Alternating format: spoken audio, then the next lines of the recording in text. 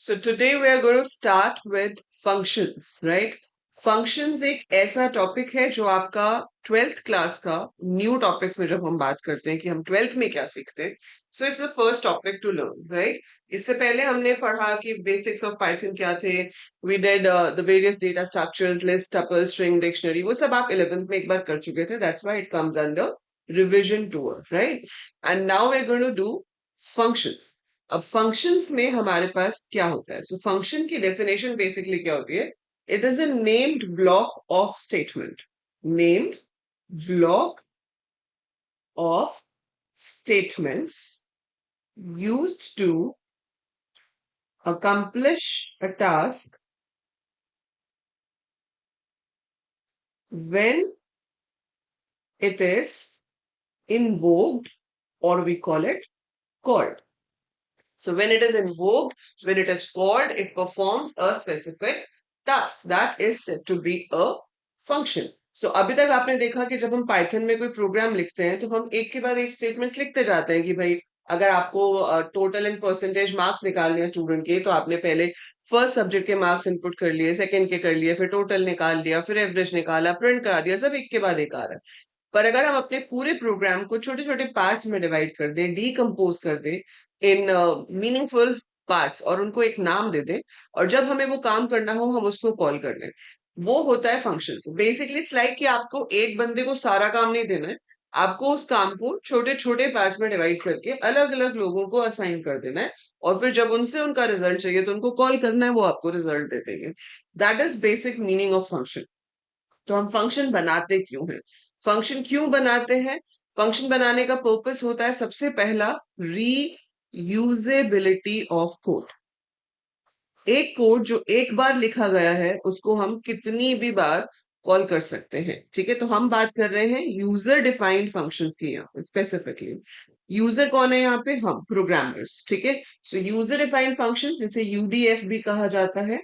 सो UDF या user defined function is when you as a user, means you programmer, you as a user define a function. So जब आप एक function define करते हो उसे हम यूजर डिफाइंड फंक्शन कहते हैं. और मैं क्यों डिफाइन करूंगी? For reusability of code. जैसे मुझे एक काम बार बार करना है तो मुझे वो बार बार लिखना पड़ रहा है. चलो लिखना पड़ रहा है तो आप कहोगे मैम कॉपी पेस्ट भी तो है, लिखना लिखने की क्या जरूरत है? प्रोग्राम लिख रहे हैं. If I need the similar code again, why should I type it? I can copy and paste. No doubt आप कॉपी पेस्ट कर सकते हो, बट जस्ट इमेजिन वंस कि अगर आपने उसको 5 जगह पे पेस्ट किया एक जगह से कॉपी करके. ठीक है, सो यहाँ पर था, मैंने इसको कॉपी किया और उसको 5 जगह पर पेस्ट कर दिया. अब क्या होगा? If I have to make any change in this code, मुझे इसमें थोड़ा सा भी चेंज करना है, वो चेंज अगर मैं यहाँ करती हूँ तो वो बाकी की 5 जगह पे तो नहीं होगा ना. मुझे वहां जाके भी वो चेंज करना पड़ेगा, और अगर गलती से एक जगह पे भी मिस हो गया तो आपके कोड का मतलब ही बदल जाएगा, राइट? सो वो नहीं होना चाहिए. तो हम उस कोड को एक जगह लिखते हैं और उसको एक नाम दे देते हैं, so we call it a function, और उसको हम वहीं से कॉल करते हैं. तो अब आप ये 5 बार क्या कर रहे हो? सिर्फ कॉल कर रहे हो. तो अगर आपने मेन कोड में चेंज किया तो ऑटोमेटिकली बाकी जगह पे चेंज वाला कोड ही कॉल होगा. सो वो हमारे पास इसका फायदा होगा. So that is the advantage, reusability of code. Then अब पूरा प्रोग्राम लिखते जाएंगे. मान लो अभी तो आप छोटे छोटे 6-7 लाइन के प्रोग्राम्स बनाते हो, और अगर 100-200 लाइंस का कोड है, बहुत लंबा प्रोग्राम होता जा रहा है, तो it becomes very difficult to find out कि कौन सा काम कहाँ पे हो रहा है ना? सो कॉम्प्लेक्स हो जाता है कोड बहुत ज्यादा. अब मैंने इतना सब कुछ कर दिया है एक ही प्रोग्राम के अंदर, और मुझे अगर उसमें से एक स्पेसिफिक चीज ढूंढनी है, it's difficult to find out. So अगर आप उसको मीनिंगफुल पार्ट्स में डिवाइड कर दोगे तो आपको पता रहेगा कि अच्छा ये काम इस फंक्शन के अंदर हो रहा है, ये काम इस फंक्शन के अंदर हो रहा है. सो हम कहते हैं कि complexity of code is reduced. तो complexity of the code is reduced. आपका प्रोग्राम इजी हो जाता है अंडरस्टैंड करने के लिए. ठीक है, and since complexity of the code is reduced, we have another major benefit, which is debugging becomes easier. Debugging becomes easier का क्या मतलब है? Debugging, bug का मतलब होता है error, right? So bug means error, and debugging means finding out and correcting the errors. ठीक है, तो error ढूंढना और उसको करेक्ट करना इजी हो जाता है. सो एरर ढूंढना और उसको करेक्ट करना इजी हो जाता है जब हम अपने पूरे कोड को फंक्शंस में डिवाइड कर देते हैं। ये तो हमने सुन लिया कि ठीक है, ये एडवांटेजेस है, इसके लिए यूजर डिफाइंड फंक्शन बनाना चाहिए। पर फंक्शन कैसे बनाएंगे? How will we make a function? So you have a proper syntax for that which you have to follow. ठीक है, इसके प्रॉपर नोट्स जो हैं वो आपको कंटेंट सेक्शन में ऑलरेडी दिए गए हैं। तो आई वुड सजेस्ट कि अगर आप वो पीडीएफ डाउनलोड करते हो तो उसको एक बार अपने हाथ से जरूर लिख के देखना। Because when you right with your hand, reading it along with it, तो आपको वो बिल्कुल अच्छे से और समझ आ जाता है। ठीक है, सो ये नहीं है कि पीडीएफ डाउनलोड किया और उसका प्रिंट आउट निकलवा लिया। So try to write it of your own too for a better understanding. Now, how do you define a function? We use a keyword def in Python. DEF. Small letters में लिखेंगे, capital नहीं होगा इसमें कुछ भी। इसका मतलब है define, DEFINE, पर आप पूरा नहीं लिख सकते हो, आपको सिर्फ DEF लिखना है। Then you have to give a function name. अब ये तो नाम है, तो इसमें आप capital यूज करो, small letter यूज करो, आपकी मर्जी है। बट रूल्स यहाँ पे भी लगेंगे आइडेंटिफायर वाले, क्योंकि फंक्शन का नाम भी एक आइडेंटिफायर होता है। तो इसमें भी वही है कि spaces, special symbols not allowed, underscore is the only symbol जो आप यूज कर सकते हो। ठीक है, देन राउंड ब्रैकेट देंगे। इसके अंदर हम पैरामीटर्स लेते हैं, वो वैल्यूज जिनके ऊपर हमें काम करना है। So if we are getting some values on which we have to work, it comes in the round brackets. और अगर कुछ भी पैरामीटर नहीं है तो खाली राउंड ब्रैकेट तब भी आएंगे। Then you put a colon sign. और अब तक आप देख चुके हो कि जब भी कोलन आता है, जैसे इफ के साथ कोलन आया, लूप के साथ कोलन आया, so whenever a colon comes we need to indent, है ना? तो इसके इंडेंटेशन पे सारी स्टेटमेंट्स आती है। So statements come over here after the indentation. So def function name parameter colon statements. तो इसका क्या मतलब है यहाँ पर कि ये जो स्टेटमेंट्स आप लिखोगे ये तब एग्जीक्यूट होंगी जब ये फंक्शन कॉल होगा। और जैसे ही इंडेंट खत्म, फंक्शन खत्म। जैसे ही आप यहाँ आ गए, that means function is over. अब इसके बाद आप नॉर्मल स्टेटमेंट्स लिख सकते हो। And within the function we can have a keyword return. Compulsory नहीं है इसका होना, बट आप इसको यूज कर सकते हो। रिटर्न, रिटर्न का मतलब क्या होता है? किसी को वापस करना, है ना? तो हमने फंक्शन को कॉल किया, अगर फंक्शन कोई रिजल्ट कैलकुलेट करके दे रहा है तो वो रिटर्न स्टेटमेंट की हेल्प से रिटर्न होगा। आप यहाँ पर वैल्यू लिख देंगे, वो वैल्यू फंक्शन में वापस चले जाती है। जैसे कि आप कॉल करते हो a is equal to math dot SQRT 81। So मैंने क्या पास किया? 81। सो ये एसक्यूआरटी फंक्शन किसने तो बनाया हुआ ना पहले, वहां पे रिसीव होगा एज अ पैरामीटर। सो वहां पर एज अ पैरामीटर रिसीव हुआ, बदले में वापस क्या आया? 9। सो 9 जो है वो रिटर्न होके आया है। हमने जो पास किया था वो 81 था। तो जो कॉल करते टाइम ब्रैकेट में पास होता है वो पैरामीटर होता है, और जो रिजल्ट आप इक्वल टू के लेफ्ट साइड पे लेते हो वो वैल्यू होती है जो रिटर्न होके आती है। हमने बहुत सारे फंक्शंस अभी तक यूज किए हैं। ठीक है, बहुत सारे फंक्शंस कैसे यूज किए हैं? क्योंकि फंक्शंस जो है वो दो तरह के होते हैं, और 11th में आप इसमें से एक तरह के फंक्शंस पढ़ चुके हो। So functions are of two type. We have inbuilt functions जो पहले से पाइथन के अंदर बने हुए हैं, है ना? और जो अब हम पढ़ रहे हैं जो कि है यूजर डिफाइंड फंक्शंस, जो हम खुद से बनाते हैं। So we create these functions. Inbuilt के अंदर भी स्टैंडर्ड फंक्शंस होते हैं। We have standard library functions, and we have, or you can just say standard functions,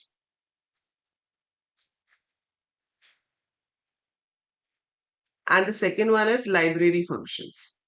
अब देखो, जैसे आप प्रिंट यूज करते हो, इनपुट यूज करते हो, वो भी तो फंक्शंस है, वो बने हुए हैं और उनको हम डायरेक्टली यूज कर लेते हैं। ठीक है, लेकिन कुछ फंक्शंस ऐसे हैं जिन्हें यूज करने के लिए आप डायरेक्ट यूज नहीं कर सकते, जैसे कि math dot factorial, math dot SQRT. उनको आपको क्या करना पड़ता है? इम्पोर्ट। आप लिखते हो इम्पोर्ट मैथ, तो आप मैथ के अंदर के फंक्शंस को यूज कर सकते हो। आप लिखते हो इम्पोर्ट रैंडम, तो आप रैंडम लाइब्रेरी के अंदर के फंक्शंस को यूज कर सकते हो, like random dot randint, random dot rand range and all. So ये आप 11th में पढ़ चुके हो, और हमने अभी रिवीजन टूर के टाइम पे रैंडम के कुछ क्वेश्चंस भी करे थे, राइट? यूजर डिफाइंड फंक्शंस हम कर रहे हैं अब, जो हमें खुद से बनाने हैं, और हमें खुद से कॉल भी करने हैं, क्योंकि अभी तो हम ही बना रहे हैं और हम ही उसको कॉल करेंगे। सो आपके प्रोग्राम के आउटपुट पे कोई ज्यादा फर्क नहीं पड़ेगा। प्रोग्राम का आउटपुट आपको वैसा ही दिखेगा, लेकिन बनाने का तरीका, management of data becomes different. छोटा सा एग्जांपल लेके देखते हैं। हमारे पास मान लो एक कोड आपको लिखना है to count the or to find the average of marks, let's say. So if you write def, ठीक है, फंक्शन का नाम दे दिया मैंने average and I'm receiving 3 marks, तो मैंने यहाँ पे दे दिया M1, M2, M3. So मैं 3 सब्जेक्ट्स के ही मार्क्स निकालने। मैंने यहाँ पे लिखा total is equal to M1 plus M2 plus M3 and then average is equal to total divided by 3 and I want to return the average, तो मैंने यहाँ पे लिख दिया return AVG।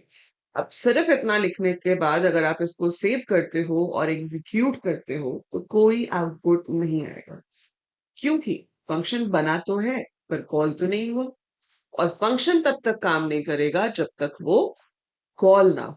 सो जब तक हम उसको कॉल नहीं करेंगे, मतलब बड़ा ही ढीठ किस्म का कोड होता है ये, जब तक उसको बुलाओगे नहीं तब तक वो आएगा नहीं। So you need to call the function. अब जो वैल्यूज हैं M1, M2, M3 की, वो कोई दूसरे वेरिएबल्स भी हो सकते हैं या वो फिक्स वैल्यूज भी हो सकती हैं। जैसे कि मैंने यहाँ पर कॉल कर लिया result is equal to average. Make sure आपने जैसा केस ऊपर लिखा है वैसा यहाँ लिखेंगे। आप 3 वैल्यूज देंगे, अगर आपने 3 से कम या ज्यादा दी तो एरर आ जाएगा। And then you going to print average marks is result. So it will print the result. ये मैं भी आपको एग्जीक्यूट करके भी दिखाती हूँ, but let me show you first कि ये काम कैसे कर रहा है। सो प्रोग्राम एग्जीक्यूशन शुरू कहाँ से होगी? प्रोग्राम पहले इसको देखेगा लेकिन इसको एग्जीक्यूट नहीं करेगा क्योंकि ये फंक्शन है, यहाँ आ जाएगा। Now it will execute. ये भी आपको पेपर में पूछा जाता है कि फ्लो ऑफ कंट्रोल कैसे चल रहा है। सो यहाँ से एग्जीक्यूशन नहीं होगी। If these are the line numbers 1 2 3 4 5 खाली है, 6 7, तो सबसे पहले एग्जीक्यूट होगी आपकी लाइन नंबर 6, ये वाली, result is equal to average. यहाँ पे उसने देखा कि फंक्शन कॉल है, फंक्शन कॉल है तो ये पहली वैल्यू किसमें चली गई? M1 में, दूसरी वैल्यू चली गई M2 में और तीसरी वैल्यू चली गई M3 में। So these parameters are received over here. अगर आपने यहाँ पे 2 1 4 5 कुछ भी भेजा होता 3 की जगह पर, तो एरर आ जाता कि ये नंबर ऑफ आर्ग्यूमेंट्स मैच नहीं करते। इट मस्ट बी मैचिंग, ठीक है। सो अब यहाँ पर 6 स्टेटमेंट के बाद कंट्रोल सीधे कहाँ चला गया? 1 पे, इस पे। फिर वो अगली लाइन पे आएगा 2 पे, टोटल कैलकुलेट होगा, फिर वो 3 पे जाएगा, एवरेज कैलकुलेट होगा, फिर वो 4 पे जाएगा, रिटर्न एवरेज करेगा जो कि रिजल्ट में आ जाएगा, and then it will go to 7 and print average marks is this. So this is your flow of execution. So किस तरह से आपका कोड जो है एग्जीक्यूट हो रहा है। लिखने को आप इसको सीधा सीधा लिखते तो भी रिजल्ट वही आता, but this is a method. बहुत छोटे कोड्स में आपको इसका फायदा नहीं दिखेगा। आप सोच रहे होगे कि मैम ये तो हम सीधे भी कर सकते थे, तो फंक्शन से क्यों करें?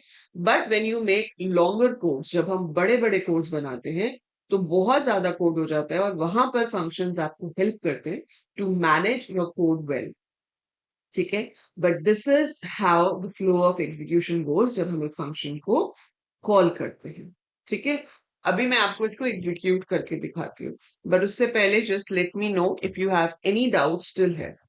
यहां तक कोई भी डाउट है आपको? हाँ जी बताइए, any doubts you have till here? Okay, so now we want to write this code and execute it. तो हम क्या करेंगे? हम गए फाइल पे, न्यू फाइल किया, I want to write the code, तो मैंने लिखा def average M1 M2 M3। Variables के नाम है, आप अपनी मर्जी से कुछ भी दे सकते हो, मैंने ये दिए हैं। आप ABC लिखो, XYZ लिखो, कुछ भी लिखो, but always try to give some meaningful names if possible, ठीक है। Average is equal to total upon 3 and now you're going to print it. So print average marks कितने हैं? AVG and then I'm going to write, अच्छा मैंने तो यहाँ पे print ही करा दिया, प्रिंट यहाँ नहीं कराना था मुझे। सो अगर आप यहाँ पे प्रिंट करा दोगे तो ऐसा नहीं कि गलत है, आप यहाँ पे ऐसे प्रिंट भी करा सकते हो, then you don't have to get the value back. तो हम सिर्फ फंक्शन को कॉल करेंगे, रिजल्ट इज इक्वल टू नहीं लिखेंगे। सो इस केस में आपका फंक्शन कुछ भी रिटर्न नहीं कर रहा है, तो हम सिर्फ ऐसे भी कर सकते हैं। सो इट इज पॉसिबल कि आप फंक्शन के अंदर ही प्रिंट करा दो, ठीक है, एंड रिटर्न ना करो। So it's printing average marks is 89। सो ये कैसे काम कर रहा है कि आपका 70, मतलब जो भी 3 वैल्यूज हैं those values went into M1 M2 M3, ठीक है, और उसके बाद वहीं पे कैलकुलेट हुआ, वहीं पे प्रिंट हो गया, कुछ वैल्यू वापस हमारे पास नहीं आई। सो यहाँ से कॉल हुआ, 90 गोज है, 78 गोज है, 99 गोज है, टोटल निकला, एवरेज निकला, यहीं पे प्रिंट हो गया एंड देन खत्म। ठीक है, so it is possible to write the function in different ways. अब डिपेंड करता है कि अगर मान लो मैं दो स्टूडेंट्स की एवरेज कंपेयर करना चाहती कि भाई किसके मार्क्स ज्यादा है ना, तो वो मैं यहाँ नहीं कर सकती क्योंकि एवरेज मार्क्स तो मेरे पास वापस आए ही नहीं, वो तो यहीं पे प्रिंट हो गए। I don't get it back over here. So अगर मुझे चाहिए कि वो मेरे पास वापस आए ताकि मैं कंपेयर कर सकूं, तो आप यहाँ से रिटर्न कराएंगे। सो रिटर्न का मतलब होता है कि we want to return that value ताकि वो फर्दर आगे किसी और काम में यूज हो सके। ठीक है, सो अगर मुझे ये प्रोग्राम बनाना है कि भाई मैंने एक स्टूडेंट का रिजल्ट निकाल लिया एंड फिर मैंने दूसरे स्टूडेंट का भी रिजल्ट निकाल लिया और फिर मैंने चेक किया if R1 is greater than R2, so I can say first student scores more, else print second student scores more। सो हमने इसको सेव किया और रिटर्न कर दिया। तो फर्स्ट स्टूडेंट स्कोर्स मोर, आप दोनों की एवरेज प्रिंट करना चाहते हो तो वो भी कर सकते हो। सो उसके लिए आपको यहाँ पर क्या करना पड़ेगा, average marks of first student. देखो ये तो जो भी हम लिखेंगे एज इट इज प्रिंट हो जाएगा, तो ये हमारी मर्जी है कि हम प्रिंटिंग में क्या दिखाना चाहते हैं। और जब पेपर की बात करो, ये तो हो गया नॉलेज वाइज, है ना, जब आप प्रोग्रामिंग सीख रहे हो, क्योंकि आप प्रोग्रामिंग सिर्फ एग्जाम के लिए थोड़ी सीख रहे हो। प्रोग्रामिंग आपको वैसे भी आनी चाहिए। आज की डेट में पाइथन ऐसी चीज है जो हर बच्चे को आनी चाहिए, आगे चाहे आप कंप्यूटर साइंस में जाओ या ना जाओ, because it helps you to build your logics, है ना। सो अब हमने ये किया और अब इसके बाद आप चाहते हो भी ऐसे एक लाइन भी आ जाए थोड़ा सुंदर रिजल्ट दिखाने के लिए, तो as a programmer your wish, but जो एग्जाम में क्वेश्चंस आते हैं वो कैसे होते हैं वो भी मैं भी आपको दिखाऊंगी। ठीक है, so we do it like this, I save it, I execute it. So yes यार, average marks of first student is 89.0, second student is 81, so it says first student scores more। अगर आपके फर्स्ट स्टूडेंट के marks कम होते, जैसे ये 99 की जगह मैं इसका 79 कर देती हूँ एंड नाउ आई एग्जीक्यूट, तो भी आई थिंक उसी के ज्यादा है। ठीक है, बट एनी हाउ आप चेंज करोगे तब भी उसके ज्यादा 82.33 है। बट आप जब भी चेंज करोगे, अगर ऐसी कंडीशन होगी जो फॉल्स हो जाए, तो वो सेकंड स्टूडेंट के शो होगा। सो द बेसिक थिंग जो यहाँ पे आपको देखनी है वो ये है कि डेफ को कैसे यूज करना है और फंक्शन कैसे बनाना है। सो मेन चीज ये है कि ये कैसे लिखना है, ये। ठीक है, अब ये एज अ प्रोग्रामर जब आप सीखते हो, यू शुड नो फंक्शंस कैसे बनाना है, क्यों बनाना है, कब बनेगा, कब हम उसे छोटे पार्ट्स में डिवाइड करेंगे। That is one thing. Now since you have to give an exam and you have to score the perfect 100 out of 100, you should know कि पेपर में क्वेश्चन कैसा है। ठीक है, सो आपके पास दो चीजें होती है जब आप कुछ भी सीख रहे होते हो। एक कि भाई हम अ, उस चीज को, उस नॉलेज को ग्रास्प करें। ठीक है, एक तो आप उस नॉलेज को ग्रास्प कर रहे हो ताकि वो आपको हमेशा लाइफ लॉन्ग काम आए। सो प्रोग्रामिंग सीख रहे हो इस पॉइंट ऑफ व्यू से मत सीखो सिर्फ कि भाई पेपर देना है। So you should have this thing कि ये चीज मुझे लाइफ लॉन्ग काम। But second thing is obviously important कि भाई हमें मार्क्स भी मैक्सिमम लेकर आने। तो मार्क्स मैक्सिमम लाने के लिए सबसे इंपॉर्टेंट चीज होती है कि कंसेप्ट को समझो और ये समझो कि उस कंसेप्ट के ऊपर बेस्ड क्वेश्चन में पेपर, मतलब पेपर में क्वेश्चन कैसा आता है। So if you are just practicing, है ना, आप बहुत अच्छे कोडिंग स्टाइल में चले गए, आप प्रैक्टिस ही करे जा रहे हो, पर आपको एग्जैक्टली आइडिया नहीं है कि पेपर में उसके ऊपर कैसा क्वेश्चन होगा। और फिर जब आप उस क्वेश्चन को देखते हो पेपर में, तो फिर आपको लगता है ये क्या पूछ लिया, है ना। सो वो चीज जो है वो नहीं होनी चाहिए। सो हमें बोथ वे से प्रिपेयर करना है। सो फंक्शंस के ऊपर क्वेश्चन जो आता है वो 100% आएगा। ठीक है, 100%। इट विल कम फॉर 2 और 3 मार्क्स, जिसके अंदर आपको क्या करना होगा, कोड लिखना होगा। आपको बोलेंगे कि फंक्शन का कोड लिख के दिखाओ। एक तो इसके ऊपर ये आता है और एक आउटपुट क्वेश्चन आता है जिसके अंदर फंक्शन दिया होता है और आपसे पूछते हैं कि उसका आउटपुट बताओ, जैसे कि ये देखो। ठीक है, यहाँ पर आपको इसका आउटपुट बनाना होता है। और अभी हम जो देखेंगे, हम सिर्फ अभी क्रिएशन ऑफ फंक्शन देखेंगे कि how do you create a function, किस तरह का क्वेश्चन आपको आता है। सो ये तो 21 क्वेश्चंस तो आपको आएंगे 1 मार्क के। उसके बाद आपके पास जब ये क्वेश्चंस आते हैं, यहाँ पर हमारे पास ये क्वेश्चन है, देखो 2 मार्क्स का है। Write a user defined function in Python name show grades, bracket में क्या यूज कर रहे हैं हम, S, which takes the dictionary S as an argument. The dictionary S contains name, name आपकी की है, फिर उसके पास जो उसकी वैल्यू है वो 3 सब्जेक्ट्स के मार्क्स है in the form of a list, English math science as की value pairs. The function displays the corresponding grade obtained by the students according to the following grading rules. तो अगर उसका average of English math science 90 से ज्यादा या equal है तो आपको ए दिखाना है, 60 से 90 के बीच में तो बी, लेस देन 60 है तो सी। ठीक है, और ये आपको करना है ऐसे, ये चीज आपको दी जाती है। ठीक है, this is considered as a tough question. ठीक है, आपको इससे इजी क्वेश्चन भी आ सकते हैं, पर ये थोड़ा डिफिकल्टी लेवल इसका ज्यादा है, but you should be prepare for all the levels. ठीक है, सो अगर मुझे ये बनाना है, जिस बच्चे को डिक्शनरी नहीं आता होगा, जस्ट इमेजिन, है ना, जिसको डिक्शनरी ही नहीं आता होगा, उसको फंक्शन बनाना आता भी हो तो वो इसमें कुछ कर ही नहीं पाएगा। 2 नंबर में से आधा नंबर जरूर मिल जाएगा अगर आपको फर्स्ट लाइन लिख देते हो, डेफ शो ग्रेड्स एस वाली। ठीक है, so even if you right this line, क्योंकि क्वेश्चन में ही बोला हुआ है क्या बनाना है, क्वेश्चन में बोला है डेफ शो ग्रेड एस बनाना है हमको, तो इतना तो आपने लिख ही दिया, है ना। और उसके बाद नीचे आपको डिक्शनरी भी दे रखी है उन्होंने, एस इज इक्वल टू, यहाँ पे कुछ नाम दिए हुए थे, एक सेकेंड, ये ना क्या था, Amit 92 86 64। So first name was Amit, 92 86 64। So 2 marks के क्वेश्चन में अगर आप सिर्फ इतना भी लिख देते हो जो कि क्वेश्चन में ही दिया हुआ है, आपको अपना कुछ दिमाग नहीं लगाना उसके अंदर, नगमा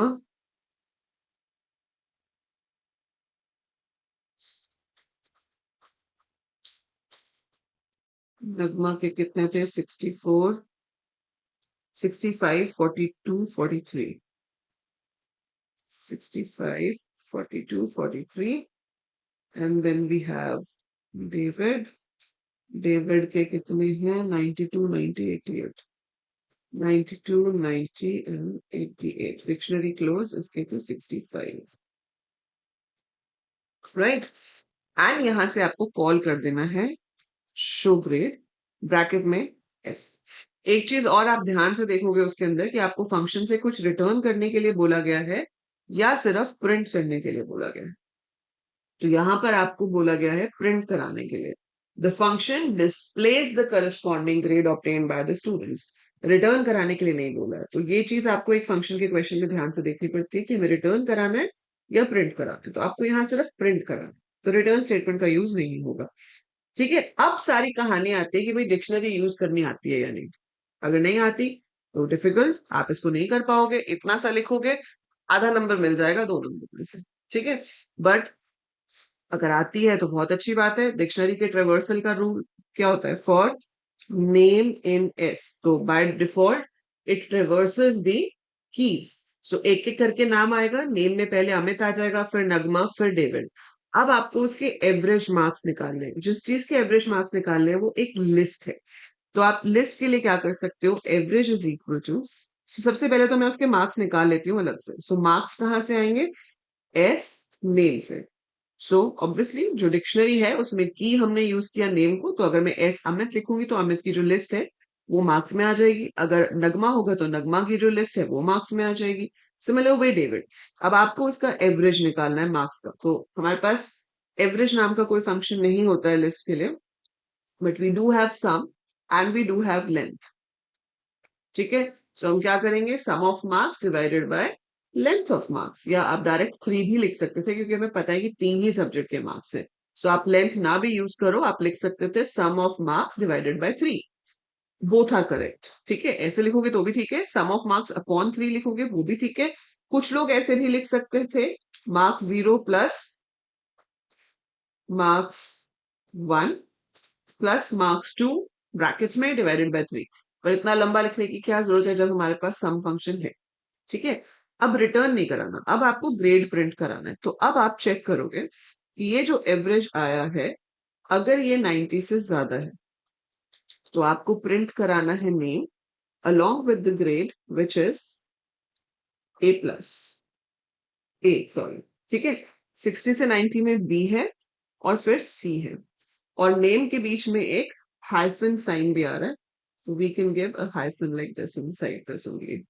सो this is if it is greater than 90। अगर 90 से ज्यादा नहीं है तो हमने चेक किया कि क्या भाई 60 या उससे ज्यादा है। अगर है, so we should print name B।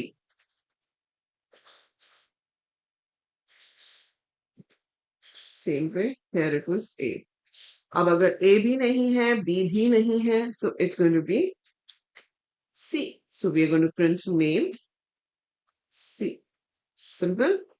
Save it, return कुछ कराना नहीं है, इसको रन करो एंड आपके पास अमित का ग्रेड है B, नगमा का C, डेविड का A। यही रिजल्ट चाहिए था हमें। This was the result. तो हमेशा इन क्वेश्चंस में आपको आउटपुट भी दिया होगा कि हमें क्या आउटपुट एक्सपेक्टेड है। तो जब आप कुछ कोड लिखोगे, you make sure you check it properly to see कि मेरे पास वही आउटपुट आ रहा है या नहीं आ रहा। ठीक है, that helps you to go through it properly. मैं ये कोड्स आपको भेज देती हूँ व्हाट्सएप पे, बट आई होप आपको समझ आ रहा है अच्छे से। ठीक है, वी हैव टू सी कि फंक्शन के कोड वाला क्वेश्चन कौन। अब इसमें ये आया हुआ है 3 मार्क्स से, नहीं ये तो फाइल हैंडलिंग का क्वेश्चन है।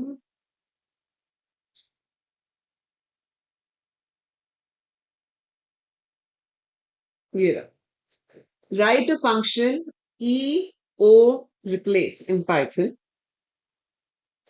which accepts a list L of numbers. Thereafter, it increments all even numbers by 1 and decrements all odd numbers by 1। ठीक है, सो 2 या 3 मार्क्स का क्वेश्चन आपको आएगा। ये एग्जाम्पल में दिया हुआ इन्होंने कि अगर इनपुट डेटा हमारे पास है 10, 20, 30, 40, 35, 55, तो जो इवन नंबर्स हैं, ठीक है, इन क्वेश्चंस में बहुत ध्यान से पढ़ोगे कि क्वेश्चन में इवन पोजीशन बोला है या इवन नंबर बोला है। इसमें इवन नंबर बोला है, पोजीशन नहीं बोला। ठीक है, सो इवन नंबर, सो जो नंबर इवन है, अगर वो नंबर इवन है तो उसमें आपको 1 ऐड करना है, और अगर वो नंबर ऑड है तो आपको उसमें से 1 डिक्रीज करना है। जैसे 10 में 1 ऐड हो गया, 11 हो गया, और 35 में से 1 डिक्रीज हो गया, 34 हो गया। ठीक है, and which accepts a list of numbers, so E O replace. ठीक है जी, इसको बना के देखते हैं। सो हम यहाँ पर चलते हैं अपने पाइथन में and we make a new file. हमने यहाँ पे क्या लिखा, def E O replace, it's receiving a list as the parameter। Simple सा काम है, देखो जब आपको लिस्ट को मॉडिफाई करना है, आपको लिस्ट के अंदर के एलिमेंट्स को मॉडिफाई करना है यहाँ पे, तो आप ट्रेवर्सल हमेशा इंडेक्स से करोगे। सो इंडेक्स से करोगे, आप क्या लिखोगे, for I in range length of L. तो जितने भी एलिमेंट्स हैं आपके पास लिस्ट में, उतनी बार लूप चलना चाहिए। तो पहले i0 होगा, फिर i1 होगा, फिर i2 होगा, and so on up to the last element. अगर इवन पोजीशन कहा होता तो मैं चेक करती i mod 2 is equal to 0। ठीक है, दैट मीन्स पोजीशन, बट यहाँ पे पोजीशन नहीं बोला आपको, यहाँ पे बोला है वैल्यू। वैल्यू अगर इवन है तो, so if L I mod 2 is equal to 0, so I means position, L I means value at that position. So if L I mod 2 is equal to 0, अगर ऐसा है तो क्या करना था भाई, 1 से इंक्रीज करना था। तो simple, L I plus equal to 1। Else अगर ऐसा नहीं है तो L I minus equal to 1। Quite simple. Now just see कि उन्होंने क्या बोला है, प्रिंट करना है या रिटर्न करना है। देयर आफ्टर इट इंक्रीमेंट्स, ना तो प्रिंट बोला है ना रिटर्न बोला है। पर लिस्ट एक ऐसी चीज है जो कि म्यूटेबल है, तो अगर फंक्शन उसको चेंज करता है तो आप रिटर्न ना भी करो तो भी वो ऑटोमेटिकली अपडेट हो जाती है। तो जब यहाँ पे कुछ भी मेंशन नहीं है, आप कुछ भी ले सकते थे। सो 10, 20, 30, 40, 35, 55 मेरी वैल्यूज है। मैं यहीं पर लूप से बाहर आकर लिस्ट को प्रिंट करा देती हूँ। ठीक है, एंड यहाँ पर एल लेती हूँ initially 10, 20, 30, 40, 35, 45। This was the list. Then I am going to call EOR replace bracket में एल को पास कर दूंगी। उससे पहले हमें ओरिजिनल लिस्ट भी प्रिंट करनी है, तो हम एक बार अपनी ओरिजिनल लिस्ट भी प्रिंट करा देते हैं। ठीक है, सो हमने एक लिस्ट ली जिसमें कुछ वैल्यूज डाली, उसको ओरिजिनली प्रिंट कराया, फिर फंक्शन को कॉल किया और फंक्शन में मॉडिफाइड रिजल्ट जो है वो प्रिंट हो रहा है।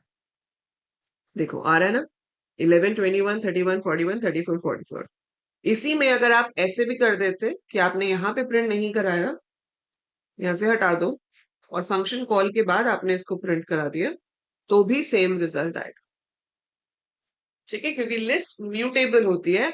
अगर आप फंक्शन के अंदर लिस्ट में चेंजेस करोगे, वो चेंजेस वापस रिफ्लेक्ट होते हैं। सो मैक्सिमम इस तरह के क्वेश्चंस आते हैं। अगर आप पिछले 10 इयर्स के पेपर्स देखोगे तो इस तरह के क्वेश्चंस आपको ज्यादा दिखेंगे। जो अभी डिक्शनरी वाले हमने देखा, वो भाई आपकी किस्मत है कि आपको थोड़ा डिफिकल्टी लेवल ज्यादा मिल जाए। ठीक है, सो मुश्किल वो भी नहीं था। अगर आप उसको देखोगे तो वो भी इतना कोई ऐसा डिफिकल्ट नहीं था कि भाई इनको समझ नहीं आएगा। बट प्रैक्टिस के बाद डेफिनेटली समझ आ जाएगा। आज पहले दिन आपने फंक्शंस किया तो हो सकता है आपको लगे कि मैम इसमें तो बहुत कुछ था, because that has functions also. उसमें लिस्ट भी थी, उसमें डिक्शनरी भी थी, सब कुछ था। चांसेस ज्यादा होते हैं आने के जिसमें या तो सिर्फ लिस्ट प्रोसेस कर रहे होते हो या सिर्फ डिक्शनरी प्रोसेस कर रहे होते हो। That had both list and dictionary together, क्योंकि डिक्शनरी की पे एक लिस्ट पड़ी हुई थी। ठीक है, but we will practice this much. मैं आपको इजी से टफ क्वेश्चंस कराऊंगी। ठीक है, ताकि आपको इजी देख के ना लगे कि भाई कई बार क्या होता है जब हम सिर्फ टफ की प्रैक्टिस कर रहे होते हैं और इजी क्वेश्चन आ जाता है, लगता है कि नहीं इतना इजी तो हो ही नहीं सकता, इसमें कुछ गड़बड़ होगी, तो बंदा कंफ्यूज हो जाता है ना। या जब हम सिर्फ इजी कर रहे होते हैं और टफ आ जाता है, फिर तो घबराना ऑब्वियस ही है। तो हम हर तरह के क्वेश्चंस करेंगे, all variety of questions will practice and will practice a lot, so that जो भी पेपर में क्वेश्चन आ जाए आप इजीली और पूरे कॉन्फिडेंस से उसको कर पाओगे। आई होप ये समझ आ गया अच्छे से। ठीक है, ये भी मैं कोड आपको भेज देती हूँ, so then you can execute on your machine and see.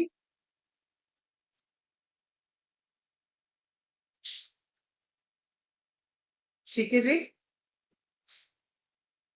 you have so many sample papers here in the content. तो अगली क्लास तक आपको क्या करना है कि ये सैंपल पेपर वाला खोलना। ठीक है, so open this CBSE sample paper folder और ये सैंपल पेपर में से आपको सारे सैंपल पेपर्स में से फंक्शंस वाले क्वेश्चंस ट्राई करने हैं। ठीक है, so try out the questions based on functions. और अगर कर ही रहे हो टाइम निकाल के, थोड़ा मन किया तो रिवीजन टूर भी देख लेना, बट अदरवाइज फंक्शन वाले, या मैं आपको एक वर्कशीट भेज दूंगी व्हाट्सएप पे। I send you a worksheet. मुझे पता है इतनी मेहनत तो आप करोगे नहीं कि एक एक पेपर खोल के क्वेश्चन करो, है ना। आई नो, जैसे ये क्वेश्चन है देखो, write a function count now places in Python that takes the dictionary. ठीक है, और यहाँ पे आपको ये आउटपुट देना है। तो जो लोग अभी देख रहे हैं यूट्यूब पे, वो ये क्वेश्चन ट्राई कर सकते हैं और कमेंट में इसका आंसर कर सकते हैं। और आप लोग को मैं एक वर्कशीट भेज दूंगी, तो वो क्वेश्चंस आप करके at least 5 questions you have to do by Wednesday. Next class आपकी वेंसडे को होगी, तो कम से कम 5 क्वेश्चंस आप तब तक करके मुझे व्हाट्सएप पे भेजेंगे। ठीक है जी, सो दैट इज इट। और I can do one thing, I can add it as a subjective test. आप बता दो आपको कैसे चाहिए, आप व्हाट्सएप पे भेजोगे, नहीं तो मैं वो 5 क्वेश्चंस यहाँ सब्जेक्टिव टेस्ट में ऐड कर देती हूँ। उसमें क्या होगा कि आपको सब्जेक्टिव टेस्ट मिलेगा, तो आप अपना सॉल्व करके उसकी पीडीएफ यहाँ पे अपलोड कर सकते। ठीक है, और ये भी आप टेस्ट अटेम्प्ट कर सकते हो, जैसे कि ये पाइथन बेसिक्स है, इसको आप ओपन करोगे तो you will get a test है। आपको इनको क्वेश्चंस को देख के सॉल्व करना है और उसकी पीडीएफ एज रिस्पॉन्स अपलोड करनी है। तो I will check and mark it, उसमें आपकी मार्किंग भी प्रॉपर हो जाएगी कि आपके कितने मार्क्स आ रहे हैं। ठीक है, सो ऐसा आपका पेपर टाइप हो जाता है। चलो, कितनी अच्छी बात है, मैंने जो पहला टेस्ट खोला ये है ही फंक्शन वाला। सो पाइथन टेस्ट 1 है, ऑल्दो इसके अंदर हमें आउटपुट वाले क्वेश्चंस भी हैं, पर ये आपको अभी नहीं करना। मैं आपको सिर्फ फंक्शंस वाला टेस्ट दूंगी, आप वो करना। ठीक है, सो ये टेस्ट करके आपको यहाँ से अपनी फाइल ऐड करनी होगी। सो आपको यहाँ से अपनी पीडीएफ फाइल ऐड करनी है and then I will mark your answers. ठीक है जी, so that is it for today. और if you want to attend the class live and you also want the access to the WhatsApp group and all these tests and all options, so आप इस course को enrol कर सकते हैं app के ऊपर, just for 500 rupees for the whole year। ठीक है, आपको मंथली 500 रुपए नहीं देने हैं, एक ही बार की पेमेंट है। And till your board exams you going to get all lectures, revision, everything over here on the app. ठीक है, so that is it, and we have 3 live classes अभी के लिए, that is Wednesday, Saturday and Sunday, right? चलिए, so that is it for today. Practice well and make sure you do the assignment which I give you. ठीक है, bye for now.